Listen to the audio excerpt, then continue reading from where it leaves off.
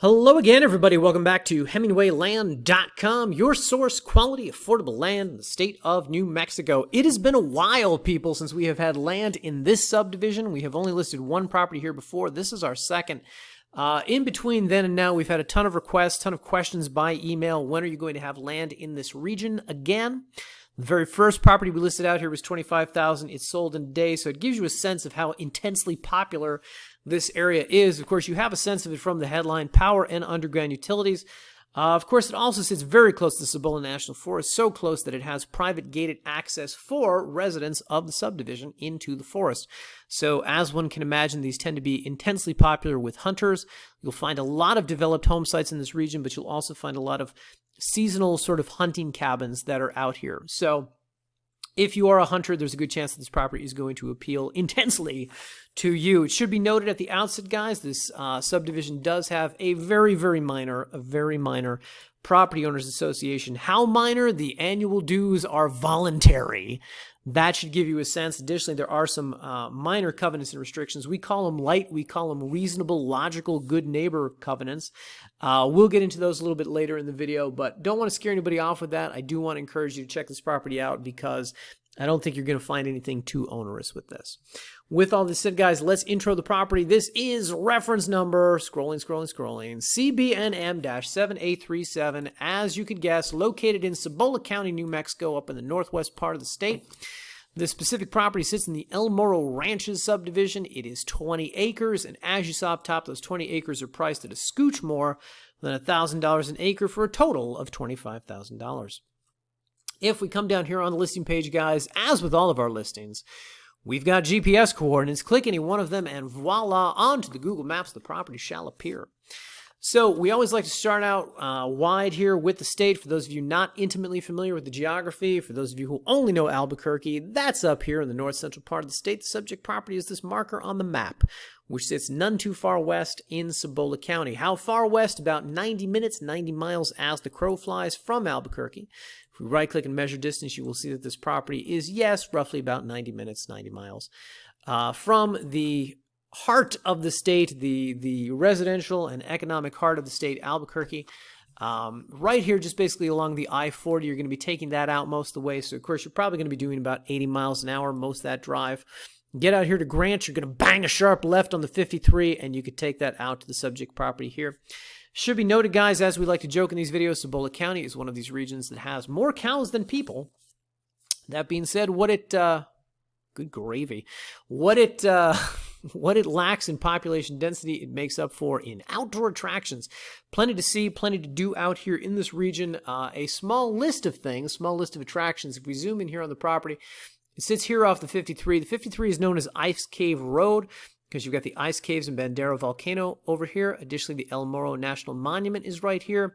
And just south of the property down in this region, you've got the El Malpais National Monument and Conservation Area, Chain of Craterness Wilderness Studies Area, so on and so forth. And those are just the things a stone's throw from the property. Additionally, up here in the northern part of the county, you've got Blue Water Lake State Park. Rama Reservoir is over here. This, of course, is the larger body of water in this area where you can take advantage of a lot of boating, fishing, general outdoor water-based recreation.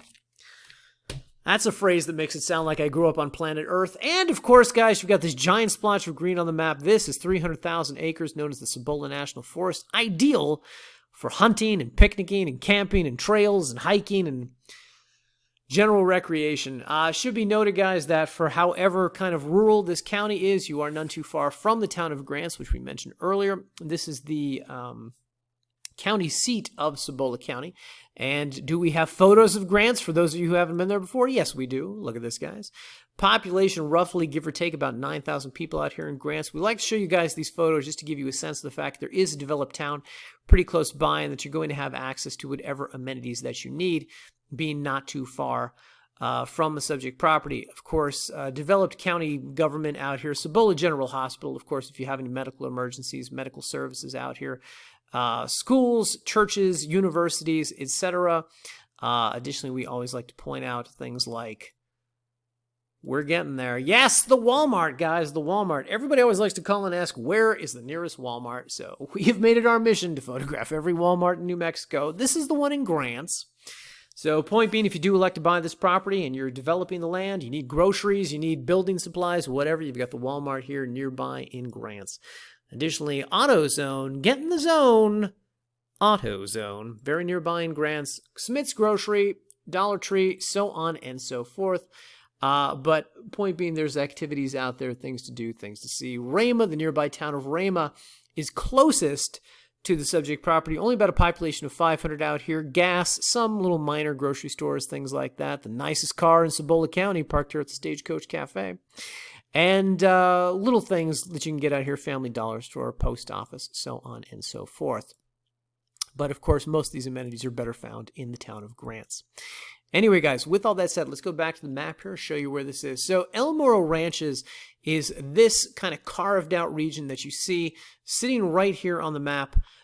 This is the El Morro Ranches subdivision. And if we go to satellite view, hang on, and we, yes, zoom in down here, you will find, amongst other things, the El Morro Valley Volunteer Fire Department. Now, if we take the little guy on the map here, we can kind of zoom in here and we can look at the entrance.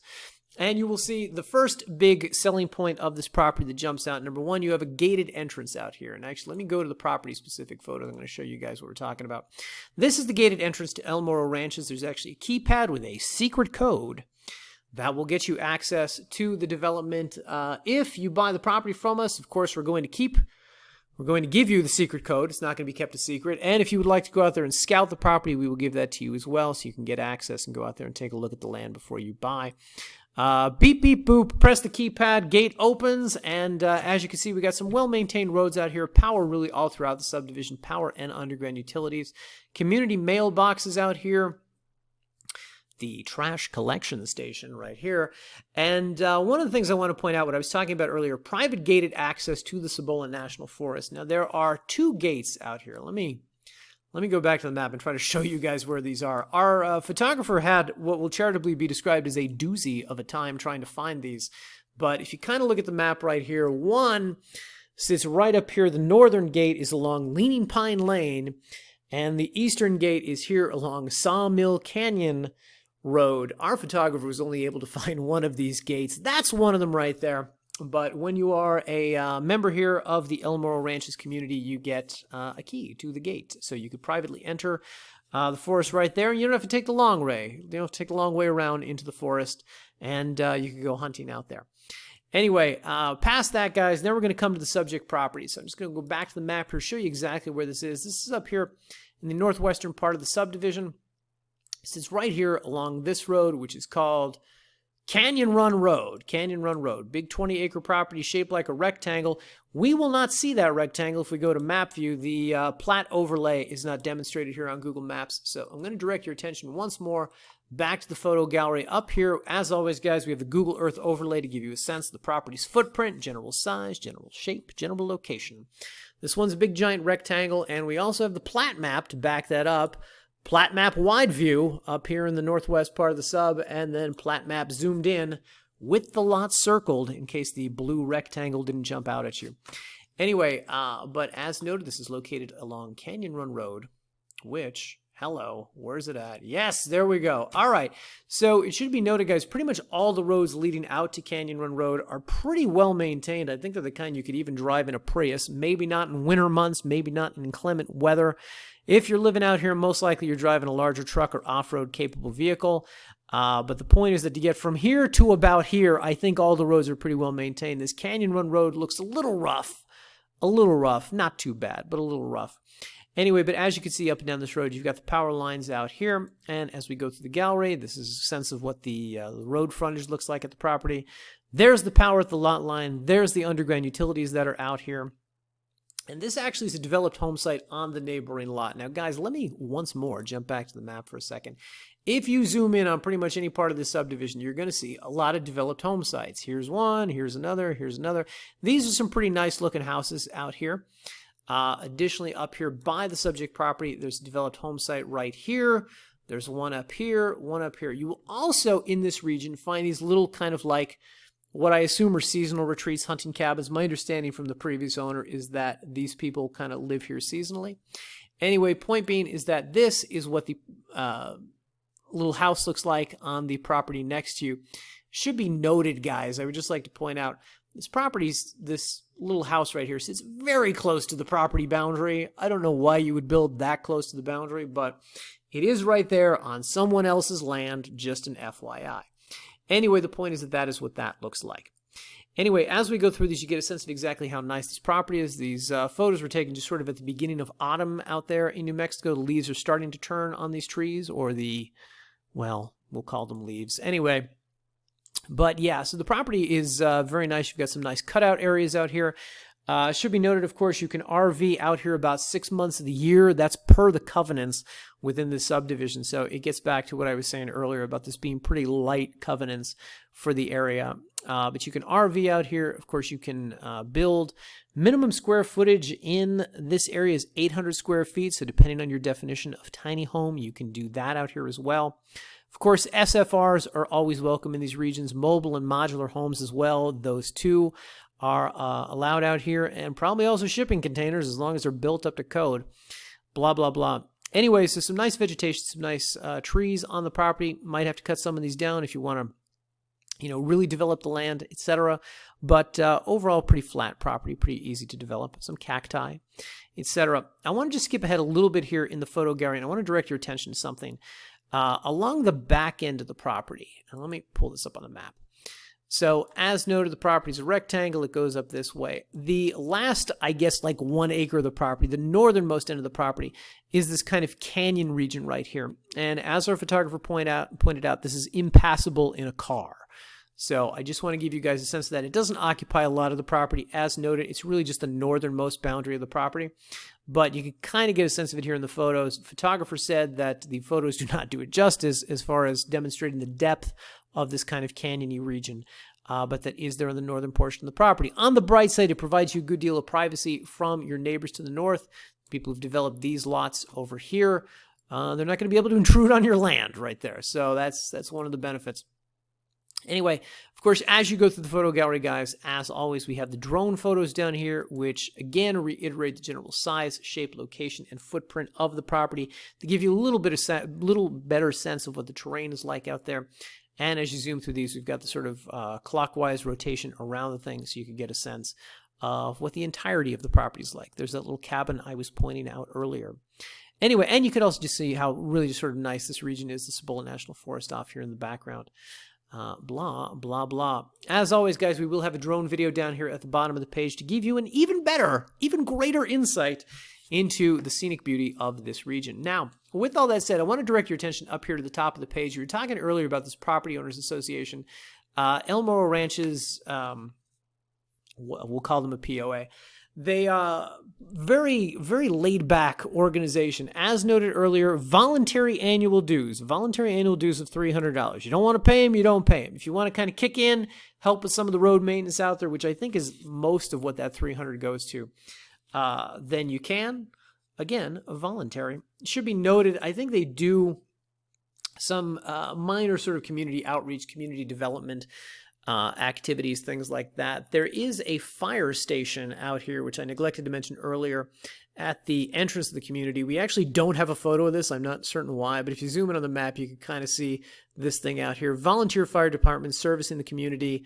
It's safe to assume that is funded in some way or supplemented in some way by the Property Owners Association with their voluntary dues. Blah, blah, blah. Now, it should be noted, guys, as we like to point out with these things, there are covenants and restrictions that go with this area. Generally speaking, whenever you have one of these subdivisions that's created like this, whoever's developing the land usually writes in some kind of rules that they want people to abide by. These are very light restrictions. Again, what we like to call common sense, good neighbor restrictions. Whatever the case, we have them linked down here. And if you click on this, it's going to bring these up right here. It's a couple pages, roughly about 3 pages, plus a page for notaries and signatures down here. Not too difficult to get through, but helpfully, guys, here on the listing page, we did what I like to call a Cliff's Notes version of everything you need to know, everything I know you guys are wondering about and are going to call and ask. So let me run through these quickly to give you a sense of, and just answer all your major questions. Residential use only, can't be used for businesses, can't be used for commercial development. Time limit to build, a lot of people get tripped up on this. You buy the property, do nothing with it for 50 years, Nobody cares. The day you put a shovel in the ground, the day you break ground and say, hey, I'm going to start to build, according to the covenants, you have 365 days to complete that structure. What happens on day 366? Probably not much, but that's what it says right there, so I just want to make you guys aware of that. And by the way, anybody using a mobile or modular home will have 180 days to, quote, securely support and completely skirt the structure. Building style, the style and design of structures, should fit the southwestern mountain atmosphere of the region. Now there's no architectural design committee out here, but I can't believe that anybody is actually enforcing this still. I can't believe, particularly based on that little cabin that I was showing you guys earlier. But that's what's in writing. Mobile homes, acceptable for permanent living, but must have a minimum square footage of 864 feet and be no older than 10 years at the time they're placed on the land. As noted earlier, RVs and travel trailers, all acceptable if used as temporary living conditions, not as permanent ones. You may use any of these on the land for up to 6 months. So, for instance, you go out there camping, you could be there the whole summer plus a little bit longer.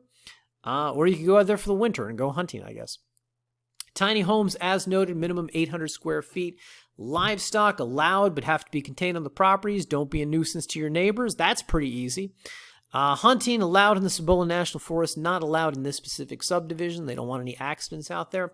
And you're buying a 20-acre piece of property. It can be chopped up, but to no smaller than 5 acres in size. Boom! That's everything you need to know, guys. And you know, out here in Cibola County, they have, the county has no formal county-wide zoning ordinance. They always defer to property owners associations, covenants and restrictions, things like that. So everything I just read to you here is everything you need to know as per the county government, as per the property owners association, and as per their covenants and restrictions. Of course, if you're building something, you're gonna want to make sure it's up to code per the state. There's environmental laws, there's federal laws, all those you have to follow. But the point is that it's a fairly laid-back region. You're going to have the run of the place, going to be able to do a lot of things that you can't do in other parts of the state, despite the existence of that POA. Blah, blah, blah. Now, a couple of things we'd like to point out to potential buyers. Continental Divide Electric Co-op, we got them up here.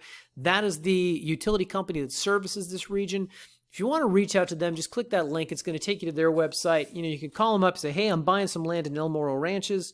You guys have got power. You guys have got power lines running up and down my property. I'm curious to know what it's going to take to get connected to the grid. What's that going to cost? What do I need to know? Always a good conversation to have in advance with an entity like this, as opposed to calling our offices, because we do not know. We do not know. Additionally, guys, we also like to point out that we don't have it linked up top, but down here under county contact information, have the New Mexico State Engineer. So this is the government entity within New Mexico that controls water rights and well permits within the state. Obviously, there's no city utilities within this region right here. You got a lot of people who are using wells, and this is the entity you're going to want to speak to about getting permitted for such a thing. Now, of course, we always get a lot of questions about water table depth in a region. Water table depth is always a difficult number to quote, to give anybody any sort of exact sense of. You can kind of poke around on this website and you could find the water table depth of wells, how far they were drilled within that region, how deep they were drilled. Excuse me. That's not something we like to talk about because we can't give you an exact number, so we don't want to misrepresent it.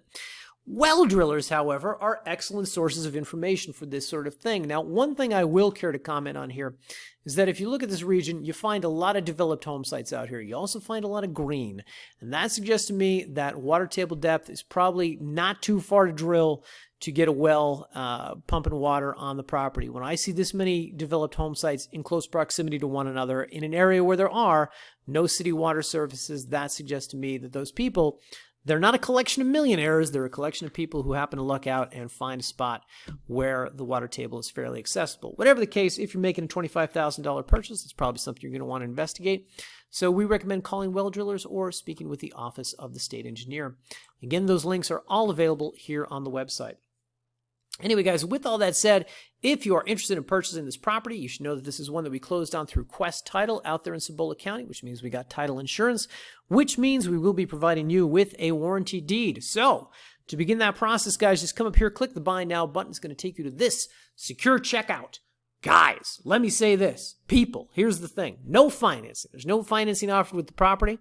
This is a cash transaction. And the way we kick off that cash transaction is by placing a non-refundable non-refundable $500 earnest money deposit. That's an action right there that shows us that you're serious. Additionally, because I do not anticipate the average person can or would want to pay $25,000 with a credit card, we like to run these transactions through a title company. So you give us the name or names you want on the deed, your contact information, agree to the terms of service, and on the very next page you can enter credit or debit card information to place that $500 earnest money deposit, non-refundable earnest money deposit. And of course, that counts toward the $25,000. You will only owe $24,500 at that point. Anyway, as noted, once we get into this ballpark, this price range financially, $25,000, we recommend to our buyers close through a title company for a variety of reasons. The big one, of course, is that it provides you peace of mind. You've got a professional third-party entity that is handling both your money and the disbursement of that money, as well as the conveyance of the property. So essentially, we do not get the rest of your money, the $24,500, until such a time as we have deeded the property into your name. That is the service they provide, as well as providing title insurance for you. If this is a property you think you're going to develop and you're going to take out some kind of major loan to do it, $50,000 to whatever, build, $100,000, so on and so forth, you're probably going to a lender, and a lender is not going to lend on a property that does not have title insurance. That's another benefit to you guys. Anyway, if I'm going too fast, if you are not familiar with this process, I'm going to recommend, guys, we've got a page on our website. It's called How It Works Buying From Us. This is going to break down this title and escrow process. It's very simple. Basically, you put down the $500. We draft a contract. You're going to get that within 24 hours. You sign it, we submit it to title, and they will do the rest. And usually, it takes title company about 30 days. Out there in Cibola County, it takes them about 45 days. But at the end of that process, they will request the rest of your money. They will request that we sign the new deed. And if you're saying, hey, I'm not going to put down $500 until I know what I'm being asked to sign, helpfully, guys, we have a copy of the contract right here. Click that link. It'll bring up a generic version of one of our standard contracts. One page for signatures. You got a lawyer in the family. You want them to look at that. Be my guest. But the point is, it's a pretty self-explanatory contract. Title will not do anything until they have a contract from buyer and seller, signed by buyer and seller, demonstrating intent. And we, of course, do not draft those contracts until such time as you have placed the $500. And by the way, guys, for those of you who have never bought land before, bought a house, you're not familiar with the title escrow process, you have questions, we have answers. Come down here, click this title escrow frequently asked questions link. It's going to take you to our title escrow FAQ page, where every question imaginable by a buyer that we have ever encountered is on this page with a helpful answer to better guide you through what this process is like and answer the common questions that we get about that.